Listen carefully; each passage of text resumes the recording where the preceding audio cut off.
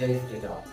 हिंदू समाजात पुरुषार्थ आणि शक्तीची जागरण करणारा पावन सण म्हणजे विजयादशमी. याच पावन पर्वावर 1925 साली संघाची स्थापना झाली. हिंदू समाजाचे संघटन, संस्कृतीचे संरक्षण आणि राष्ट्र पुनरुत्थान ही संघाची ध्येय.